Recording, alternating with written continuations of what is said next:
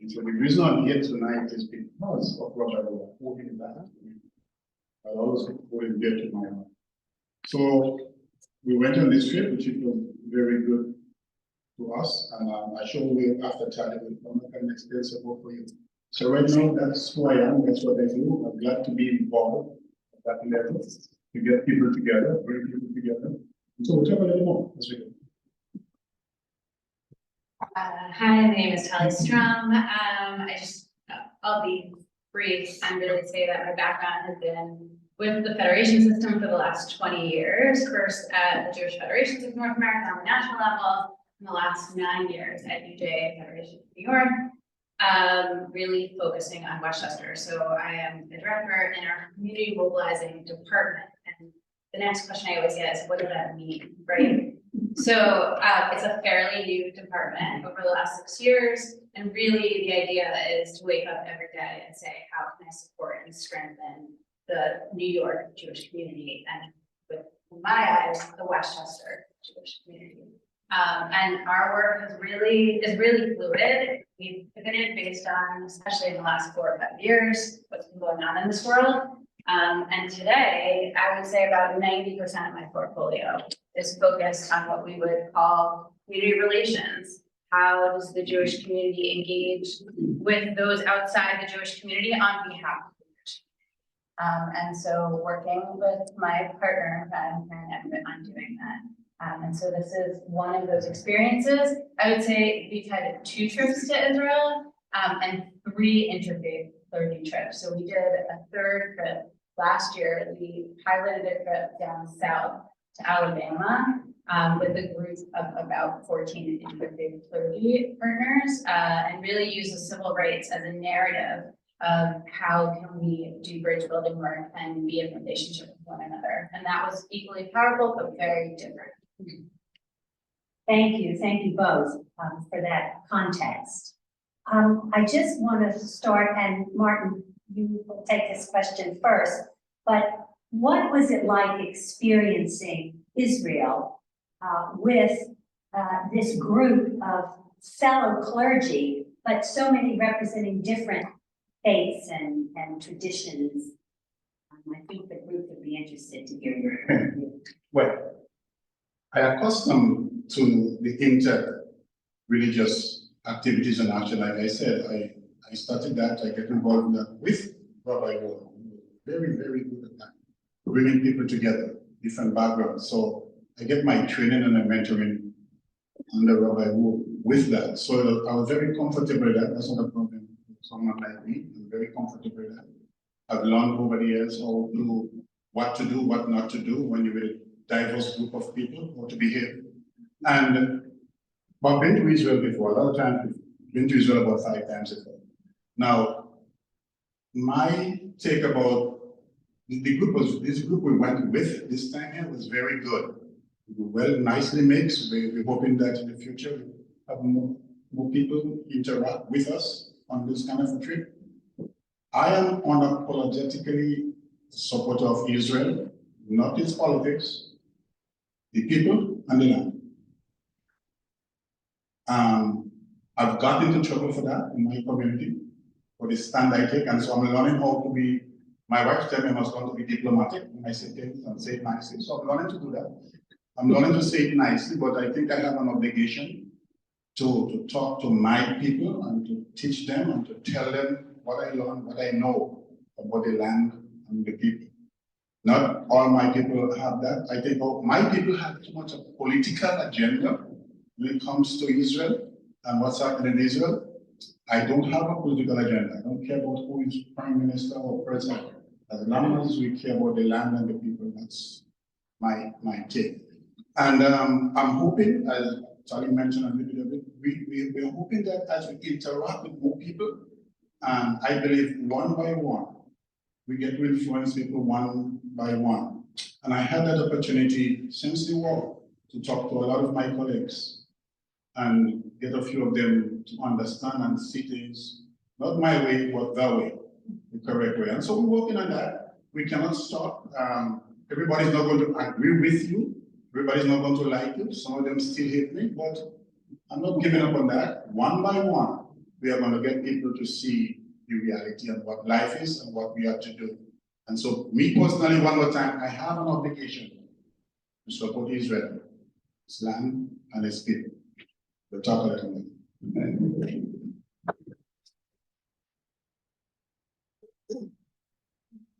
I just want to add, my family and I moved here in 2015, and I think one of the first things I saw from coming from the city, from Brooklyn, was one of the strengths that Westchester has, and I'm probably preaching to the choir here, is that our rabbinic community really enjoy being in relationship with one another, that they are friends.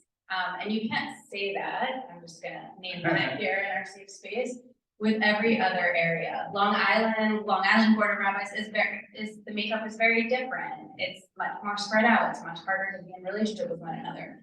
And I would say the same, at least from my observations over the last few years with our interfaith partners, that there is a desire to be in relationship with one another and to know each other and be friends with each other. There are just limited opportunities. And so I think our work here is really to kind of reach out, right? We called you to come on a trip with us, and we did that so many other times, with so many other people, and they came. And the relationships you have with people you now know after this trip, right? It was because we made the phone call. And I think that there is a lot of work to be done in picking up the phone and engaging in those relationships. Thanks. What if I were to ask you what were one or two key takeaways from this particular experience? Because this interfaith clergy trip occurred what we refer to as post-October 7th. The prior one that was a Westchester interfaith clergy trip to Israel was pre-October 7th, and I think the takeaways would be a little different because life in Israel and the focus of what's affecting the Israelis and one's experience there is very different. So, Martin, if I could ask you one or two key takeaways from this. Well, there's a lot of takeaways. Well, you can go over. The positive of the trip, apart from the group of us interact together, well, remember Daniel and Jonathan, real nice group of guys getting with them. We had a good time. But in Israel, when we went to the two different schools, that was amazing. There's a school where the Arab and the Jewish kids go to school from low level right up. That was amazing. And the kids reacted very, very well with us. As a matter of fact, I made some friends in the school. It was very good. And then we went to another school with a Muslim guy who's running that school. That was very, very good. I believe if somehow in Israel this can be built upon, that is a very, very good thing. We're heading in the right direction with that.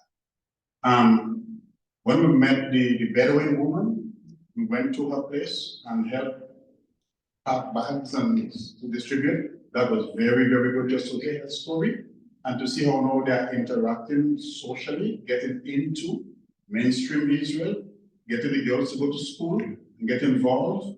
That was really, really an eye-opener for me. That was very, very good.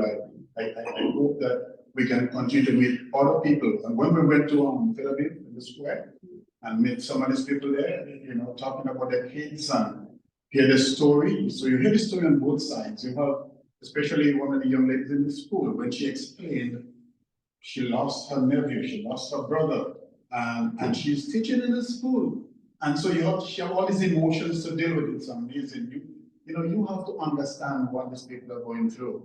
And then you listen to the stories of a mother and lost a child and the people that we don't know what happened to them who are this now, we don't know what's going on.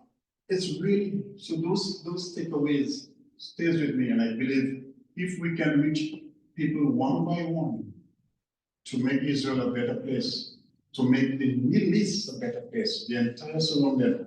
If we get the people who are there now, I listened to some podcasts with a young Arab Israeli, and this guy was really, really good.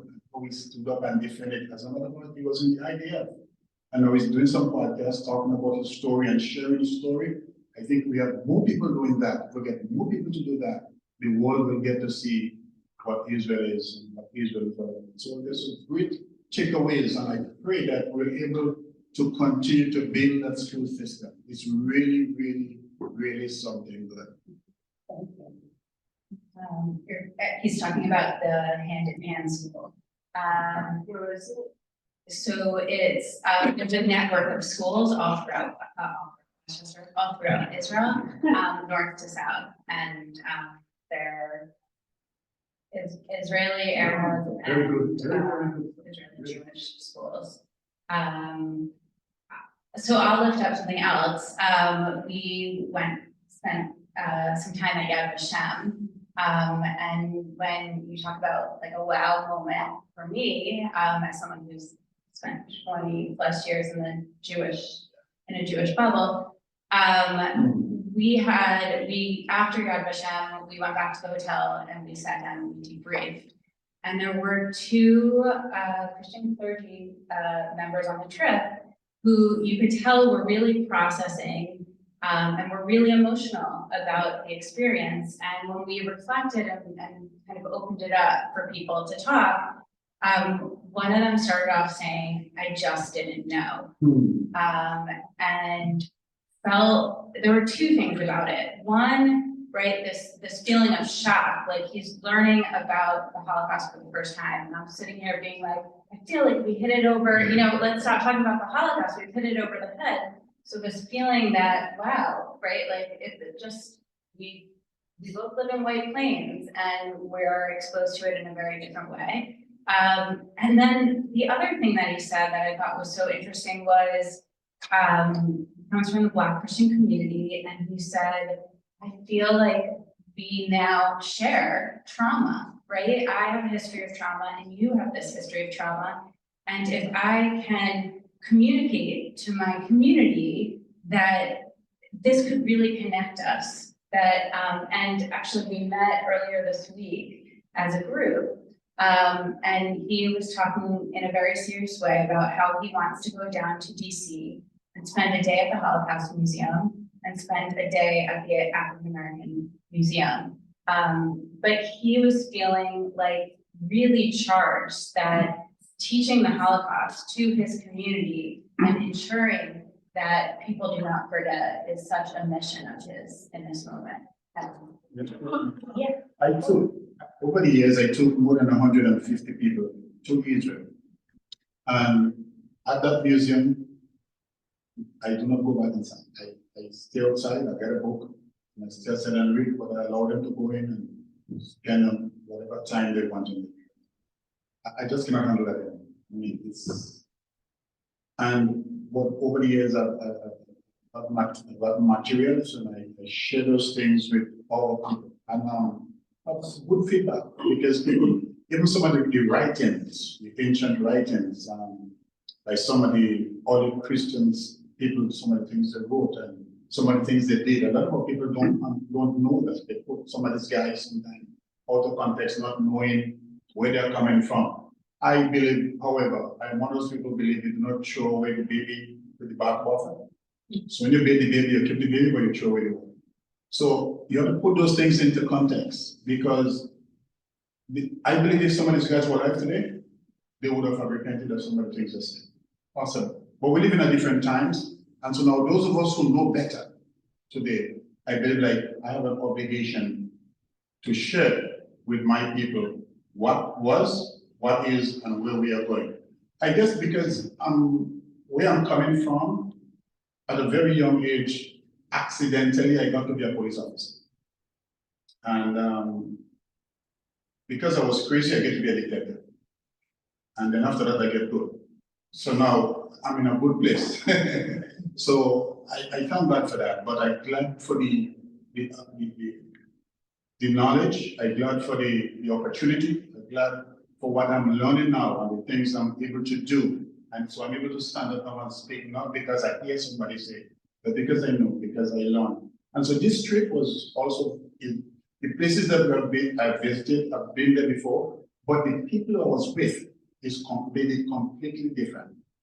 Interrupt, listen to some of these rabbis, by predator and these guys are a little smart for me, but it's good to be in this kind of a company, you know, and so you learn from your teammates, your colleagues. And so that's what is good for me. And I'm able to share that with the people. Because take, for instance, some of the people I am able to talk to, you're not able to reach them. So I could do that.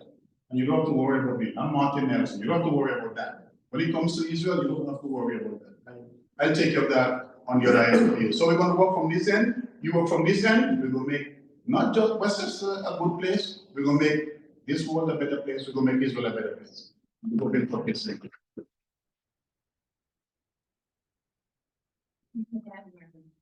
And it really leads into this next question, which is, given this unique experience with this unique group, and you come home and are meeting together again to continue building the relationship, how do you bring home this work to right here in Westchester through your own communities, through your communities, and how does it build? How does it really, beyond just getting together for some good food and a cup of coffee? Well, Not that I didn't have it. well, what I do, every now and then I have a group of elders, a group of people with me, and we have discussion. I plan a subject matter, and based on what's happening now in Israel and Syria and those places, and I have that discussion with my people. So we take 2-3 hours and we sit down and I share with them a question and answer session. So that's what I do to get us to get our people involved. And I'm now targeting my fellow clergy folks so we could interact, because I've been around with a couple of them and they're not quite knowledgeable about the history of Israel and where Israel is coming from and what's happening. So my take, what I'm working on now is to get more of them involved so we can bring them in. So on a night like this night, we bring more of them next time here and hear what they have to say. And so we're going to do that little by little, one at a time, and we are going to get there. You have to be careful. You have to, like I say, it's a delicate situation when you're talking to people who have been taught some things and very ignorant about what life is, what is happening. And so, like I said, I've got into problems with that. Some of my, they challenge me, they mad with me, they angry with me. Look, just about 9 months ago, I went to see a friend in Brooklyn, and her grandson just graduated from college. She paid for it, sent him to school, and he came back and had this. She was talking, and she know me well, so she's talking about Israel and sharing with her. And he went off, and so I asked him, which river are you talking about and which sea? You're making all this noise, right? Give me the geographical location. And with that, he just had to sit and listen to me then. So I started to explain to him the river and the sea. And that sort of changed his mind a little bit. But I only talked to him for an hour. He's going back to a crowd. This is going to be with for 60 hours.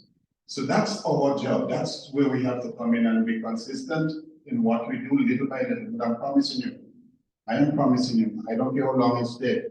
I don't care how long I have on this earth again, but it's my responsibility, one by one, to influence my people to show them the right way. And we're going to do it.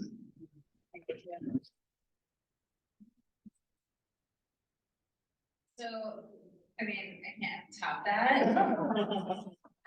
I would just echo that, right? Bishop Nelson represents so many other clergy people that went on this trip that, Karen and I were together on Tuesday night and we were listening and in conversation with 2 other clergy friends who basically said, right, what Bishop Nelson said. It has changed their life, their relationship with Israel, their relationship with the Jewish community, and their interest in really leaning into this work and doing more to bring their communities and their congregations together.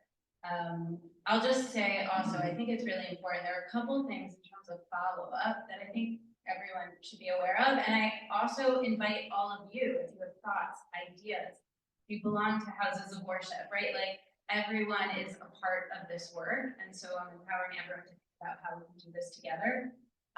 One piece is that we are now, like we did a year ago, really thinking about how we can bring the third cohort of interfaith clergy into group 1 and 2, right? It's not a one-off, but this is a community of faith leaders, and we see this as a much bigger community and a process.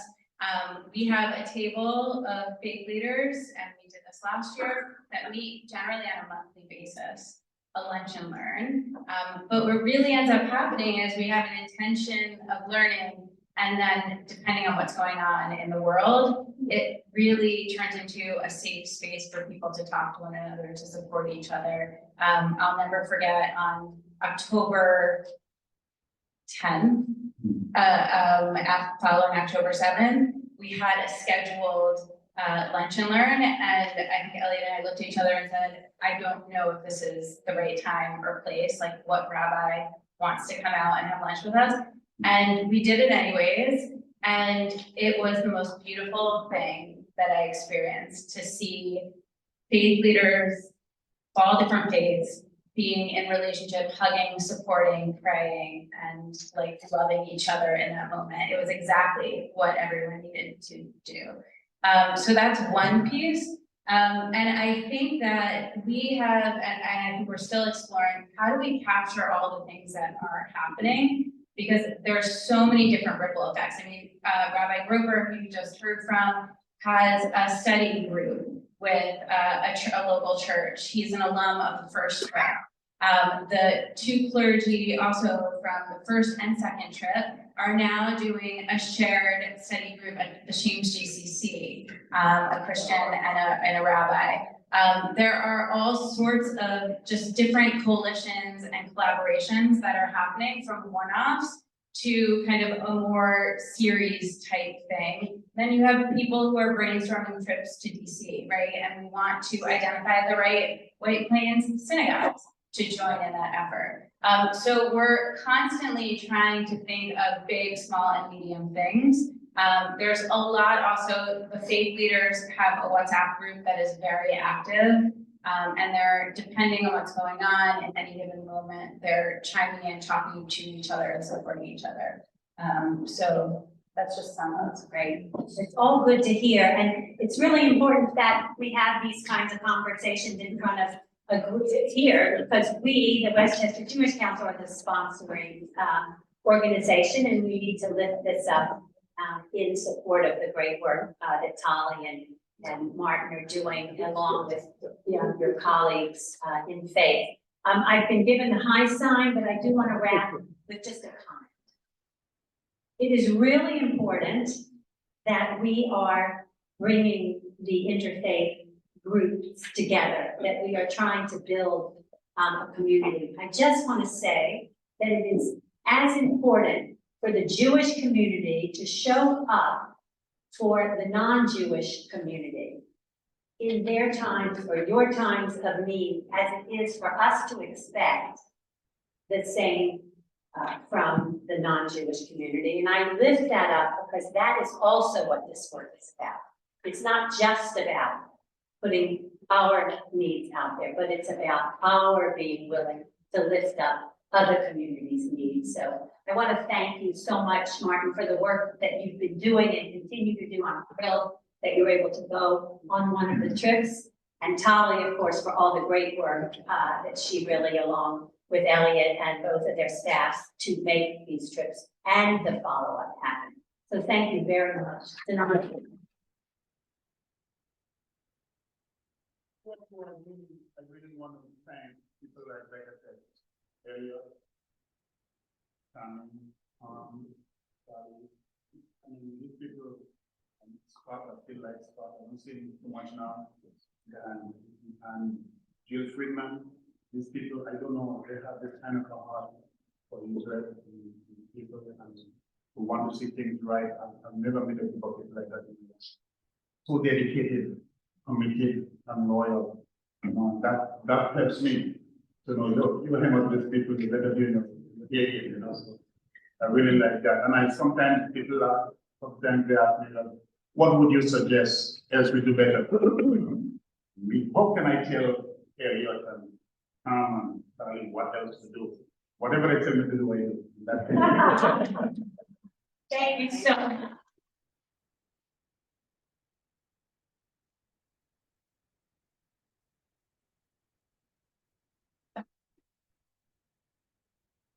So, I do want to add my thanks to my traveling partner, Bishop Nelson, and Tali, and Rabbi Predator, have been involved in all of this, which he did. I didn't mention, but also had which no strategies. Led, now I was elected official a year ago, led by the former county executive and they were almost member of Congress. Bishop Nelson mentioned Rabbi Wohl. Rabbi Wohl was the legacy rabbi in Temple Israel Michelle for many generations. He was active until his death, but he was the founder of the Westchester Jewish Conference, which became Westchester Jewish Council. Rabbi Wohl's history continues in this state. A couple of things which we learned, and Pat and I, boring, the whole team works so closely with Tali, is that right now in the Black and African American community, there's a discomfort and anxiety about what may or may not happen with the new administration in terms of the police. So they're anxious and they're nervous. There's anxiety, there's nervousness in the Hispanic community about what may or may not happen in the new administration in terms of immigration and undocumented workers. And we expressed, and Tali and I went to meet a woman there in a church last week, that in the Jewish community, we have ongoing anxiety about anti-Semitism. Now we have to all, as Karen mentioned, we're going to go to your events, we're going to go to our events, because it's all about being together. So we're making these trips, which are only 4 days long, as a rule, 4 nights long, they last a lifetime. And it's our opportunity, what can we do to keep the magic, keep the impact alive? That's something which we're going to be working on more and more with each passing year, each passing event, each lunch, and everything in between. So anyway, I'm going to turn it back to you. Thank you, Elliot. Thank you, Bishop Nelson. Thank you, Tali. And thank you, Karen, for leading the discussion. We're going to go into our business segment of the program.